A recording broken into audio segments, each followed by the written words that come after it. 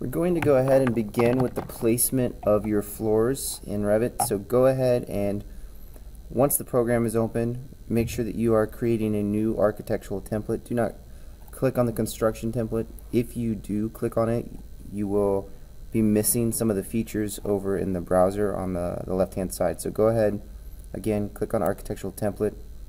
Once this gets loaded, and it may take a minute, you'll see the loading process down here. We'll go ahead and start with the next step. Now that it's loaded up, you're going to be presented with your normal blank workspace. You'll have your architecture ribbon open.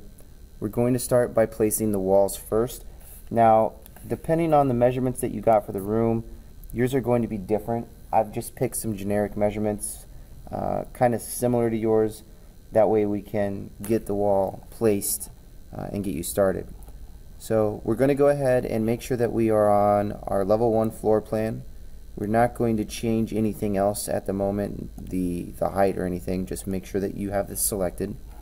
And anything that we draw on here, we're going to try to make sure that it's in between these points. So go ahead and select wall.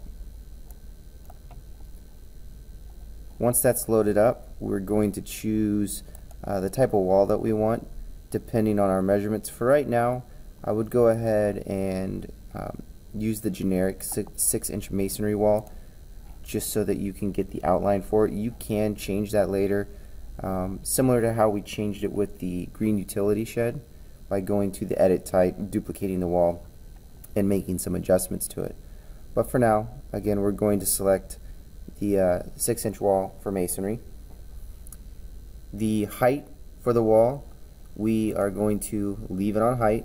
You can change to unconnected, level 1 or level 2, but for right now we're just going to set the unconnected to 8 feet and 0 inches. So I'm going to just put 8-0.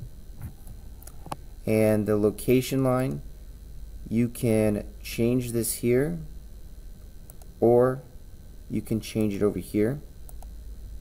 And this will make an adjustment to where your wall is placed. So I'll show you what I mean by that. Right now it's set to wall centerline by default. So if I was to place the wall, and I'm just going to click randomly and zoom in so you can see it. I'm placing this wall, and I'm just going to make a small room really quick. And I'm going to hit escape so that I can actually see the dimensions. When I click on the wall, it's showing me the dimensions for the measurement of the wall from the inside to the inside. I'm sorry, from the center of the wall, and usually by default it will show me to the other center of the wall.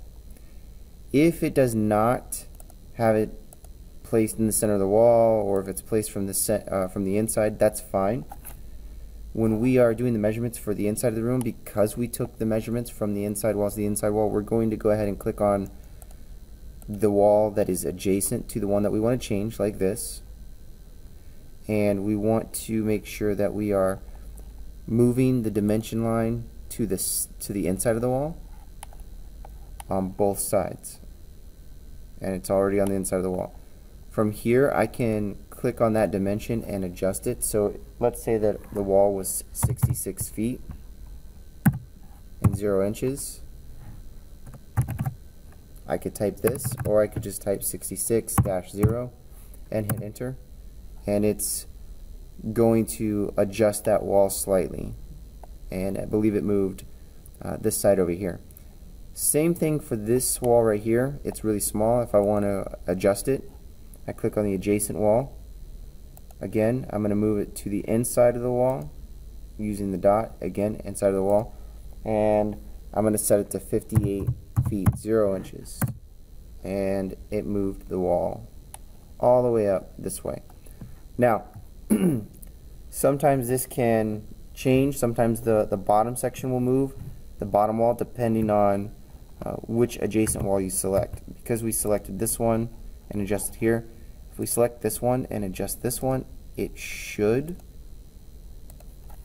move the bottom wall. So again, 58-0, hit enter, and then it moved that bottom portion down. If you want to try to center everything, you can left click, drag, highlight, and I'm using the arrow keys to kind of move this right now, or you can just left click and drag and kind of get it in the center if you want. It doesn't have to be perfectly placed in the center, that's kind of your call, but it does make it easier to see your drawing. So the dimension right here is a hard line dimension, so it's showing it from the outside to the outside. You can delete this one if you want, so long as that when you click on it, the dimension when you put to the middle, or I'm sorry, to the inside of the wall is the actual dimension. At this point you could make this dimension your hard-coded dimension so that it stays visible at that point. I'm going to go ahead and delete that dimension down there, get rid of it because we don't really need to see it. Same thing with this one, it's going from the inside to the inside, so it's in a good spot, so I have that measurement for the room. Once I have placed that one, I can continue placing the remaining walls. For this one, I don't know how far you have the measurement going out, but I think I heard somebody say it went over 10 feet on this side and 0 inches, so I'm going to type 10 feet 0 inches, and then I'm going to go up and I'm going to close that wall. Once that wall closes, it's in there. I can trim and get rid of these walls if you want, but what I suggest doing the first time is when you are drawing this wall to draw it like you actually see it, so that way you don't have to actually trim off any of the walls. If you do decide to make it this way and then add in the walls later, you can trim it pretty easily by going making sure that you are in the actual wall section, going up to the modify. You can just select a wall or make sure you're in level 1, go up to modify, click on this right here. This is the trim tool. So again, you can select and then do it this way, but I would just go up to modify, and we want to trim this section and this section out, so we don't click this section, we click over here and we want to trim it to this wall. Same thing with this one, up to this wall. So if you were to again go to the architecture tab and again place the same type of wall over here for the adjacent side, and I think it's only goes out like 4 feet, probably less, and it goes over, I don't know, 6, and then connect it. This is much smaller, it's not the actual measurement, but I'm just using an example. Again, modify, go to trim this wall to here, this wall to here, and so we have that section trimmed out. So that's how you place your walls.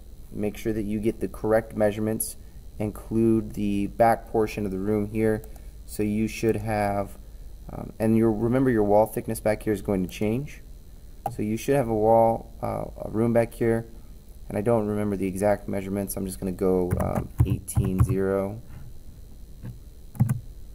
and then I think it was 14 across. And remember, these dimensions are inaccurate on here. Just kind of show you where things are supposed to go and how to place the walls. So once you have the wall portion done, you can go ahead and move on to placing your doors and your windows.